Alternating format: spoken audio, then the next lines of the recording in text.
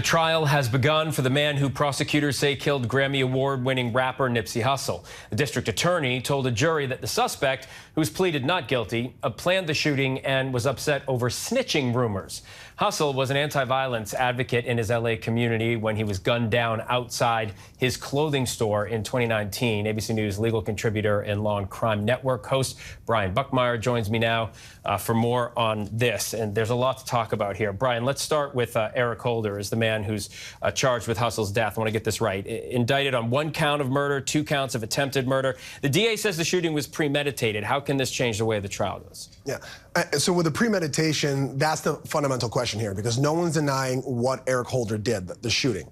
What they're trying to do is get rid of that top count of of murder for Nipsey Hussle, but also the attempted murder of the 2 bystanders, because if this wasn't planned out, that drops down to maybe reckless endangerment or a charge that's not on the docket. So the L.A. County public defender argued that the shooting was a passionate response to the suspect being accused of snitching. Okay, but how important is the gang culture in that area for both sides to describe? It's everything, and it comes down to the passion argument. The law school example that we give when we're learning about the heat of passion defense, it's walking into a bedroom and seeing your partner in an affair, and you're filled with such rage that you stab them. Now, it's not an absolute defense, it just mitigates it and drops it down, but with that example of an affair, we all have not been in an affair, but we can all kind of understand that to some degree. Understand being angry about it. Yeah, but gang violence and snitching, that's something that's very foreign to people. And so the defense has to make them understand gang violence and snitching and how much of a cardinal sin that is that would cause someone to do this. But I think that's hard. Hard and probably made more difficult by what you and I were talking about just before we came on the air.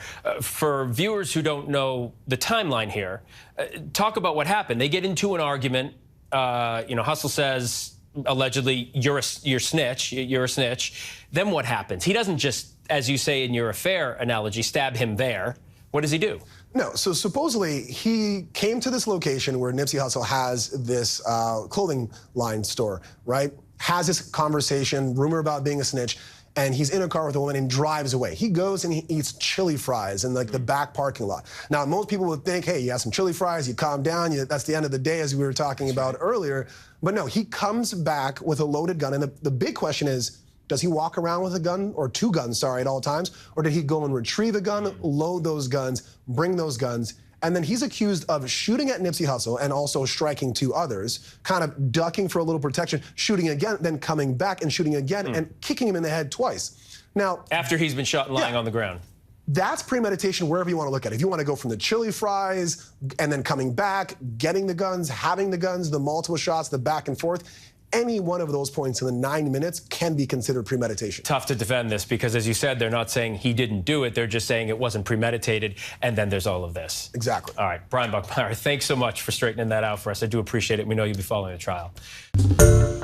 Hi, everyone. George Stephanopoulos here. Thanks for checking out the ABC News YouTube channel. If you'd like to get more videos, show highlights, and watch live event coverage, click on the right over here to subscribe to our channel. And don't forget to download the ABC News app for breaking news alerts. Thanks for watching.